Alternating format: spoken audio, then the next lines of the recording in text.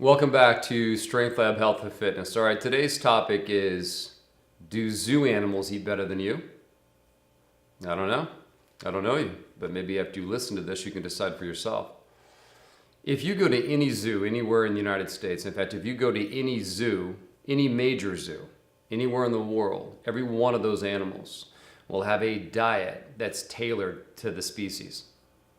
They know how to feed every single one of those animals to decrease their disease and to increase their longevity. So how is it that the human species can't do that for themselves?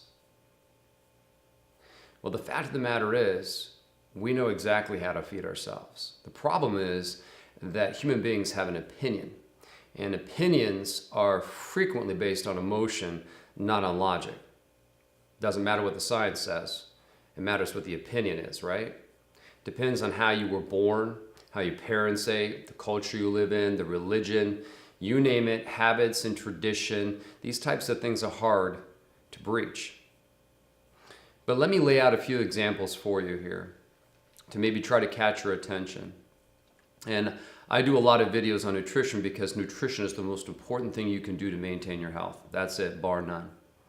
If you want to change your genetics, what you think are in your genetics, you change it by nutrition. If you think that you have diseases that are happening to you, you're typically wrong. You've caused them yourself. High blood pressure, high cholesterol, high triglycerides. The list is long. We do it to ourselves. Even if our ancestors have had these problems, we typically follow the same habits. So what I want to do is break that habit. Create your own new habit, your own new lifestyle. So digressing back to our topic here, what I like to refer to as the human goat. The human goat will eat anything. It doesn't matter if there's pink slime in it. Doesn't matter if there's artificial colors and artificial flavors and artificial preservatives. Doesn't matter if there's what I call the trans fats that are basically they're man-made fats, and man-made fats are always bad because they weren't part of the normal chemistry of oil, which means your body has no idea what to do with it, which that is a problem, right? So anytime you're eating these artificial things and there's these disclaimers that these artificial things are okay, it's okay for your health in small amounts, or it's no big deal, it's benign, that's bullshit. So that's the human goat. It'll eat anything, doesn't really take into consideration what it's eating or why it's eating. As long as it tastes okay to it, it's gonna stuff it in its face and move about its business. Now, if you go to the zoo, the petting zoo specifically, there's a sign right on the gate that says to keep an eye on that goat because it's going to eat anything.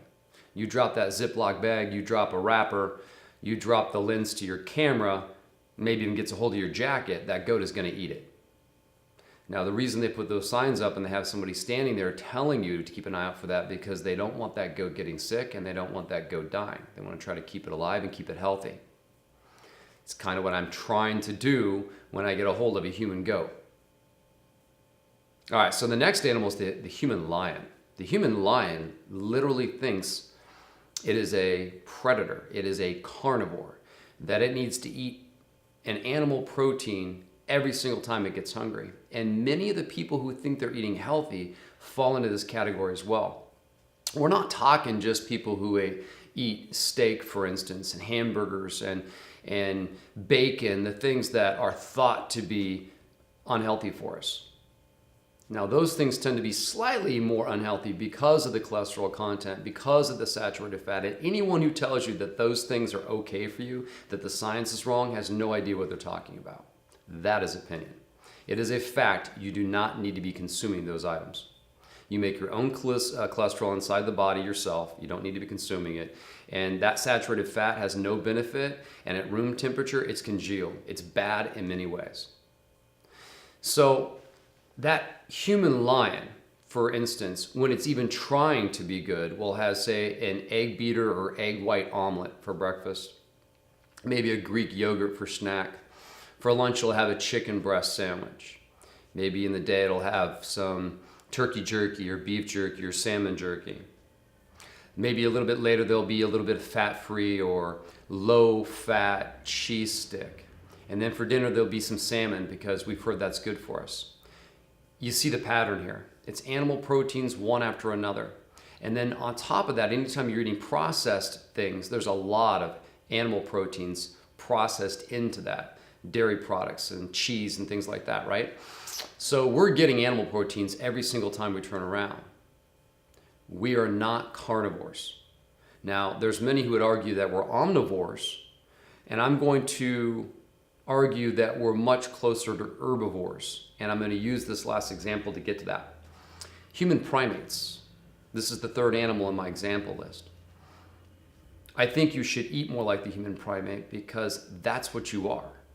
So our closest DNA to animals such as the bonobos, the chimpanzees, gorillas, I don't know if I mentioned orangutans, but those types of primates, they share our closest DNA.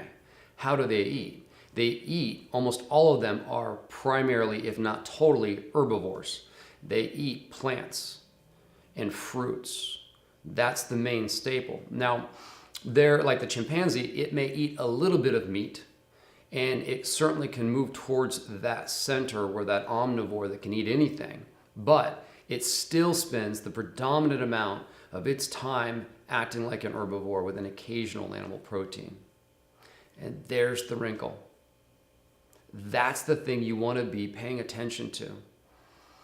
That zoo animal has a specific diet based on its species. So do you. Now, you can get into the religious concept here if you want to, but this has nothing to do with religion.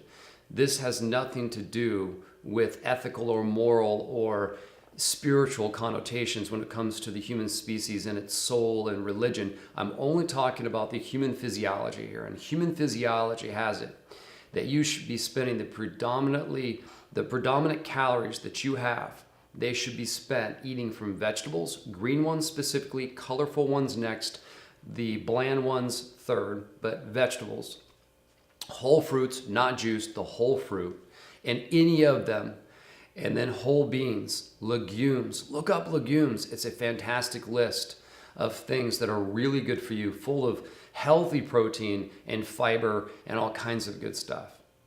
Those are the three categories you should be eating. So I want to revisit the title to this video. Do zoo animals eat better than you? Do you eat like a human goat? Do you eat like a human lion? Answer that question for yourself. I appreciate you tuning in. Look forward to the next video. As always, it is your responsibility to take care of your health, not just for you, but for those people who depend on you. See you in the next vid.